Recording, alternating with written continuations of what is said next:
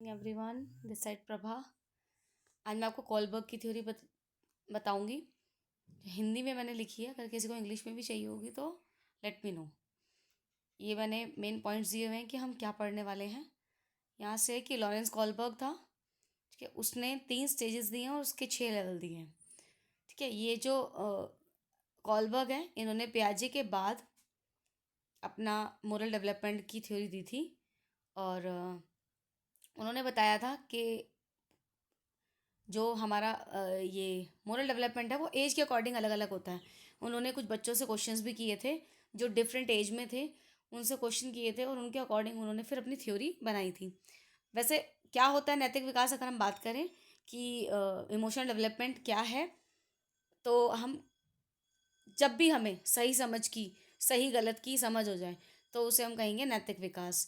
ठीक है, और अलग अलग तरीके से हम इसको डिफाइन कर सकते हैं। यहाँ पे एक हिंज की स्टोरी बताई हुई है कि उसकी वाइफ को प्रॉब्लम थी, कोई डेंजरस बीमारी थी जिससे वो मर सकती थी। उसे एक ड्रग चाहिए था और रात हो रही थी, वो एक शॉप में जाता है, वो मना कर देता है तो वो शॉप में चोरी कर लेता है। ठीक है, इस तरीके का था। तो अब उन्होंने फिर क्वेश्चंस पूछे थे, उन क्वेश्चंस इन क्वेश्चंस के बेसिस पे जो आंसर आए थे उसके बाद उन्होंने ये थ्योरी बनाई है। ठीक है, इसके बारे में तुम्हें पता होना चाहिए। थ्योरी 3 टाइप से, प्री कन्वेंशनल, पोस्ट कन्वेंशनल और कन्वेंशनल लेवल।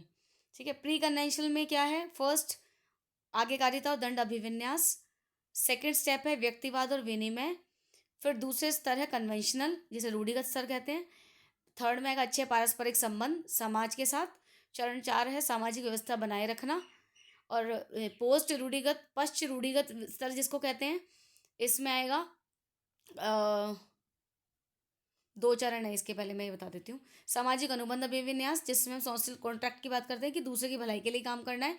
सार्वभौमिक नैतिक सिद्धांत के जो सभी के लिए इक्वल हो। ठीक है, फिर मैंने इसकी सीमाएं बताई हैं। मैंने क्लास में ऑलरेडी ये करा रखा है, अगर डिटेल में इसकी वीडियो चाहिए हो तो मुझे बता देना।